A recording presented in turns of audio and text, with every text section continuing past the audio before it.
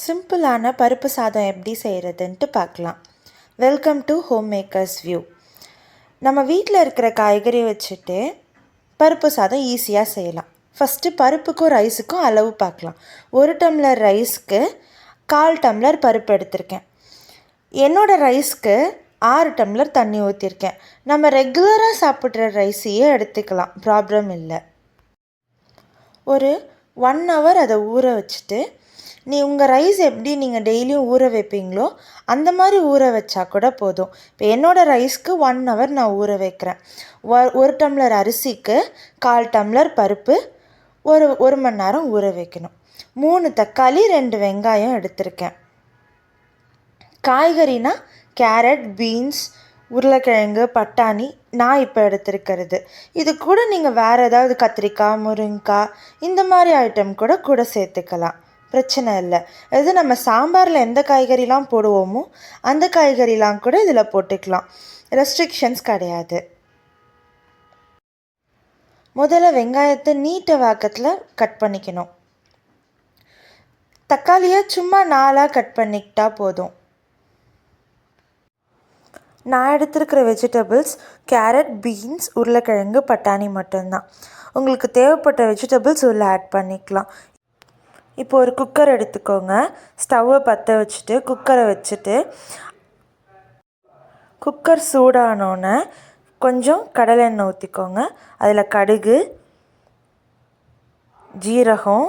ஜீரகம் பொரிஞ்சோன்னே கடலைப்பருப்பு, மிளகு, தேவையான அளவு மிளகு போட்டுக்கோங்க. மிளகு பொரிஞ்சோன்னே கொஞ்சம் லைட்டாக சாட்டே பண்ணி விட்டுட்டு, கொஞ்சம் கருவேப்பிலை கிள்ளி போட்டுக்கோங்க. அதுக்கப்புறம் பூண்டு, ஒரு 7-8 பல் பூண்டு. அதுக்கப்புறம் நீட்டமாக நறுக்கி வச்சுருக்கிற வெங்காயம் அதில் ஆட் பண்ணி நல்லா சுருண்ட வதக்கிக்கணும். கொஞ்சமாக உப்பு சேர்த்துட்டா சீக்கிரம் வதங்கிடும்.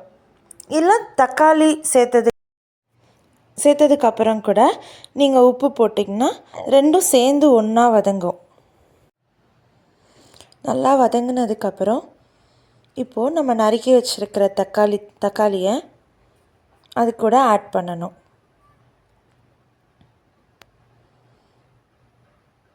இப்போது நல்லா வதக்கி விடணும். தக்காளியும் வெங்காயமும் நல்லா மிக்ஸ் ஆகிற அளவுக்கு நல்லா வதக்கி விடணும். இந்த ஸ்டேஜில் கொஞ்சமாக உப்பு போட்டுக்கிட்டிங்கன்னா நல்லா வதங்கும். நான் இந்த ஸ்டேஜில் தான் உப்பு போட்டிருக்கேன். வெங்காயத்துக்கு கூட நான் உப்பு போடலை. தக்காளி சேர்த்ததுக்கப்புறம் நான் உப்பு ஆட் பண்ணியிருக்கேன். நல்லா மிக்ஸ் ஆகிற வரைக்கும் நல்லா வதக்கி விட்டுக்கோங்க. இந்த ஸ்டேஜில் நம்ம கட் பண்ணி வச்சுருக்கிற கேரட், உருளைக்கிழங்கு, பீன்ஸ், பட்டாணி இது எல்லாத்தையும் இது கூட ஆட் பண்ணிக்கணும். ஆட் பண்ணி நல்லா வதக்கி விட்டுக்கோங்க. அந்த நறுக்கி வச்சுருக்கிற காய்கறியும் தக்காளி வெங்காயத்தோடு நல்லா மிக்ஸ் ஆகணும்.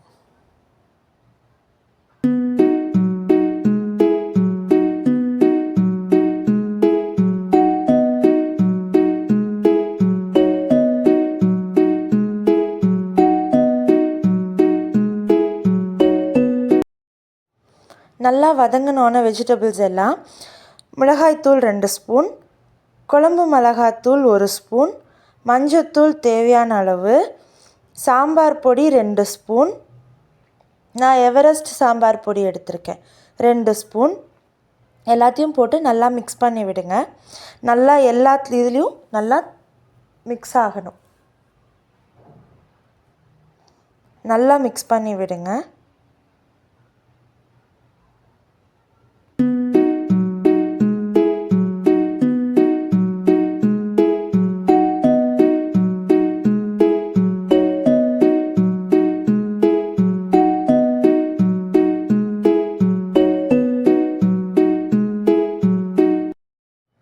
மசாலா நல்லா வெஜிடபிள்ஸ் கூட மிக்ஸ் ஆனதுக்கப்புறம் 2 ஸ்பூன் கெட்டி தயிர் போட்டு அதையும் அந்த வெஜிடபிள்ஸ் கூட நல்லா மிக்ஸ் பண்ணி விடுங்க.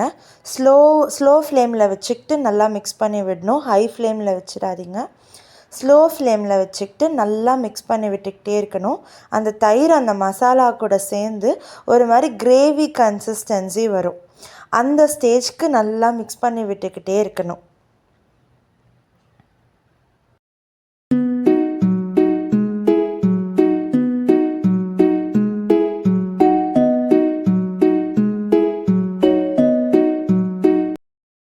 இப்போது நல்லா மிக்ஸ் ஆனதுக்கப்புறம் ஆல்ரெடி நம்ம 6 டம்ளர் தண்ணி மெஷர் பண்ணியே வச்சுருக்கோம்.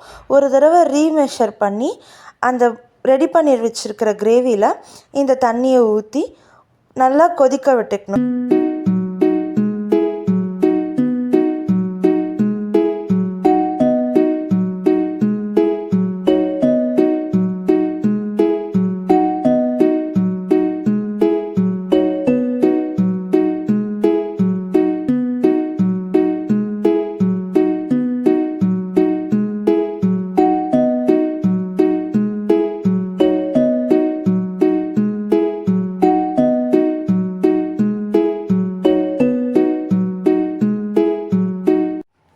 நல்லா கொதித்து வந்தோன்னே அதில் நம்ம ரெடி பண்ணி வச்சுருக்கிற ரைஸ், ஊற வச்சுருக்கிற ரைஸை அதில் போட்டுடணும்.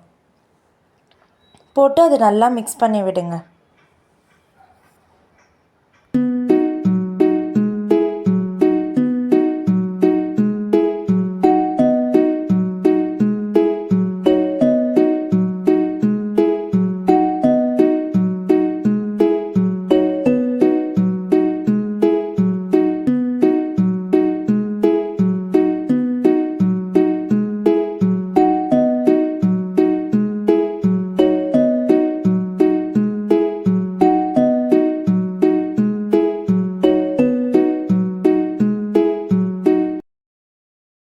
அதை நல்லா மிக்ஸ் பண்ணதுக்கப்புறம் இந்த ஸ்டேஜில் சால்ட் செக் பண்ணிவிட்டு லிட்டை க்ளோஸ் பண்ணி விசில் போட்டுருங்க. 7 விசில் வரணும். 4 விசில் ஹையில், 2 விசில் சிம்மில் இருக்கணும். சிம்மில் வச்சுட்டு ஆஃப் பண்ணிவிடுங்க. விசில் முடிஞ்சோன்னே அதை ஓப்பன் பண்ணி பார்த்திங்கன்னா சுட சுட பருப்பு சாதம் ரெடியாக இருக்கும். இது யார் வேணால் ஈஸியாக சட்டுன்னு செஞ்சிடலாம். இந்த பருப்பு சாதத்தில் கொஞ்சம் தண்ணியாகவும் இருக்கணும். ஏன்னா கிண்ட கிண்ட இது கொஞ்சம் கட்டியாகும். அதனால் ஓவர் கெட்டியாகவும் இருக்கக்கூடாது, ஓவர் தண்ணியாகவும் இருக்கக்கூடாது. ஸோ லைட்டாக கிண்டி பார்க்கும்போது லைட்டாக தண்ணி இருந்துச்சு. ஒரு 10-15 மினிட்ஸ் நீங்கள் சாப்பிட்றதுக்கு முன்னாடியே அதை கிண்டி வச்சிட்டிங்கன்னா சாப்பிடும்போது சுட சுட நல்லா சாப்பிட்ற கன்சிஸ்டன்சிக்கு கரெக்டாக இருக்கும். இதை நீங்கள் ட்ரை பண்ணி பார்த்துட்டு எப்படி இருந்துச்சுன்னு கமெண்ட்ஸில் சொல்லுங்கள். என்னோடய வீடியோஸை ரெகுலராக பார்க்குறதுக்கு என்னோடய சேனலை சப்ஸ்கிரைப் பண்ணிவிட்டு பெல் பட்டனை கிளிக் பண்ணி வச்சுக்கோங்க. என்னோடய ரெகுலர் வீடியோஸ் உங்களுக்கு ரெகுலராக வரும். தேங்க்யூ. Happy eating.